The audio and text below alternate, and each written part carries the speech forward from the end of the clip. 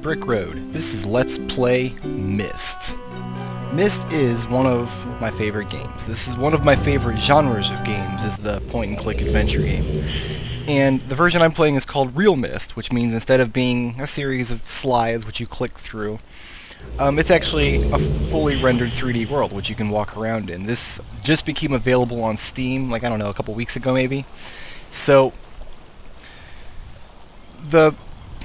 I said this is one of my favorite genres, but the truth is there's only a few games in it that are really good. There's nothing better than a really good adventure game, but there's nothing worse than a really bad one, and most of them are bad.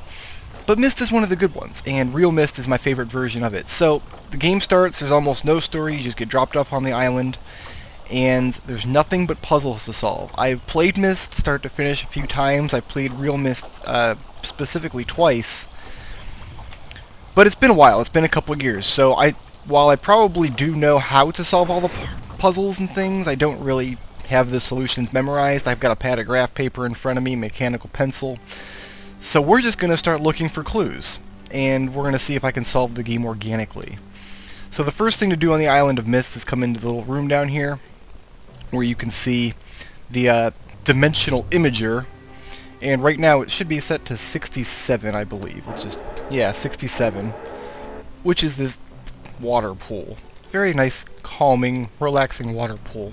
Let's see what else we've got, though. We've got the topographical exclusion. That's really artifact. So let's see. Extrusion test? It's difficult to read that because of the... yeah, it's so compressed. Okay. It's an old game. It's a really, really ancient game. Myst was, what, 1993, I think, and then Real Myst was a couple years later. So it's not the best looking game in the world, that's for sure, but it was great looking for its time, and it's one of the few PC games I played back in the day. So we've set it to 40, which should be the topography extrusion text, and it's showing us the topography of the island of Myst. You can play this game either just with the mouse, in which case your left click walks forward and your right click walks back, or you can play it with the arrow keys or the WASD keys. You can't strafe, which is like I'm hammering the D button thinking that it's going to strafe, but you can't. You can just turn around. So it's not exactly user-friendly. Even better would be if I could play it with a Xbox controller, double stick mode. So next is the marker switch diagram. That'll show us what a marker switch looks like, I guess. There's 47. Push the button and back away from the thing. One of the benefits Real Myst has over Myst is it's much easier to see how physical locations are fit together, and that's very important for some of the puzzles, and it's important just when you're walking around the island of Myst. So that's a marker switch. There are some of those around the island.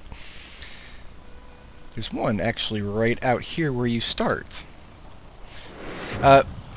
Rule number one, in an adventure game like this, the way I like to play them is you've got switches and things, like here's a marker switch, it's got a button on it, you can, like, a little lever goes back and forth. I don't like to touch anything until I've seen the boundaries of where I can explore. So right now I start on these little docks, there's a sunken ship, we can go up the stairs, and then over here to the right is a spiral staircase leading up to this giant gear, and there's another marker switch, number 2. And I've already know how most of the puzzles on the island of Myst play out, so I don't really need to be taking notes, but what I would be doing typically if this were my first time through an adventure game, there's marker switch number 3, and it's outside of this observatory here. I would actually be making notes. I'd be writing down how many of these little switches have I seen, where are the doors at, where are the buttons at that I haven't played with. Sketching a crude map, etc., etc. Here's the library. We'll be spending some time in there. And if we go along this way, there's a rocket ship. Nice! Rocket ships are always fun, with marker switch number 4. Ladder there leading to that little breaker button up top. Down through the woods. We've got all kinds of little switches here with symbols on them. An arrow, and a leaf, and marker switch number 5. And then right behind that is marker switch number 6, which has this tunnel that goes down into the earth. Here's marker switch number 7 outside of the shack. Picture of a big tree. And then a boiler room. Hey, look, there's the big tree. Nice and big. Okay. And then out here we've got the clock with these wheels, and then that should be marker switch number 8 out there. So that is pretty much just a quick and dirty tour of the island of Myst. This is the main hub area of the game. And there's a piece of paper on the ground. Okay, let's go ahead and... Catherine, I've left you a message of utmost importance in the forechamber beside the dock. This is not what Atreus sounds like. He does not have an accent like this. Enter the number of marker switches on the island. Okay, so step 1 of the game, you're supposed to find that piece of paper, find out what a marker switch is, and go count them. We've already done that. There are 8. So if we go on in here and put in the number 8, we should get a message from Atreus meant for his dearest wife, Catherine. Let's try it. 0, 8. Okay. There he is! I have to leave quickly. Something terrible has happened. It's hard for me to believe. He's just going to tell you that his library burned down, someone destroyed all his books. He thinks it's one of his sons, so what he does is he traps each of his sons in a prison world with a prison book. In the world of Myst, you can use books like portals, so we don't actually need to sit there and watch him talk, but that's kind of a neat effect there with his face in the pool. Imagine it's 1993, and you're... Of course, in 1993, you can only see it from the one angle, straight on, but even so, pretty impressive stuff for back in the day. So that's the story of the game, is that's Atreus. He's got 2 of his sons locked up, and one of them, he suspects, destroyed his library and all his little portal books. And in the original Myst, I don't think you got time changes like this. I don't think the sun ever set on the island. So, okay, we've been everywhere, we've counted the switches. We don't know what any of these little buttons do yet. And I like to not play with anything right away, because I like to leave everything in a neutral state to start with. So here is the library. All kinds of fun stuff to do in the library. First, we've got this map of the island, which has a button on it. And we can rotate the tower, but there doesn't seem to be any structures listed on the island except for the library itself, which doesn't do us any good just yet. We've got this picture here, which lowers the bookshelf and gives you access to the tower, which has an elevator, but of course we can't rotate the tower anywhere useful yet. So we're going to leave well enough alone. We'll switch that back. Why can't we switch it back? Fine, whatever. Next up are the blue and red books. These are the prison books that Atreus' sons are locked in. Most adventure games have an inventory. Myst does not. The only thing you can pick up are pages, and you will just see them sitting in the lower left corner of the screen. This is Akinar in the blue book. And right now it's all staticky and you can't hear what he's saying because it's only the one blue page in the blue book. The more blue pages you put in the blue book, the more of Akinar's message you can see. And we do not need to sit there looking at 3 minutes of static, so we'll skip that for now. Across the library is the red book.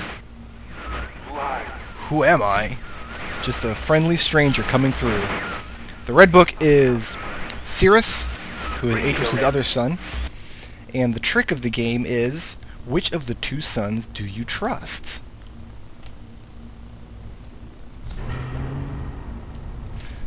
So let's go ahead and close that up. What a lovely sky out here on Myst Island at night. The last thing we can do in the library is check out these books. Most of the books are burned. Can't do anything with them. But some of the books are just fine, and you can spend hours poring over the backstory of all the different worlds of Myst and how Atreus and his sons interacted with them. I won't be doing that. I won't be narrating all this and reading it to you because that would take forever. Yeah, so we're not going to be doing that. But you do want to at least take a cursory glance through the books because there's hints in here. There's clues that you need to solve the game. So let me just go ahead and get my pencil ready. There's a map of Stone Ship Age, which we can visit later.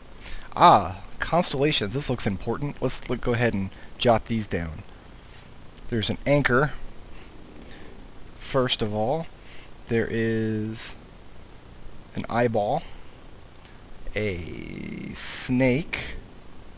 I'm just kind of like drawing little dots. That doesn't look like a snake on my paper. It looks like a worm, but whatever. Kind of a diamond shape with some dots would be a beetle. That's a beetle, right? Yeah. Obviously, the cross is next. Pretty decent constellation of an arrow. And what is that? A flamingo? A swan of some kind? Man, I should just wrote on the paper, eyeball, snake, flamingo, not try to draw them because I don't know what I'm drawing here. And then last is a leaf. Looks kind of like a maple leaf. Mine looks more like a spade. Whatever. We're done here. Okay. So that's that book. Is there anything else? You can tell which books aren't burned because they're the only ones on the shelf that don't look burned. And this is the book that the text fades in and out. Ah, that looks important.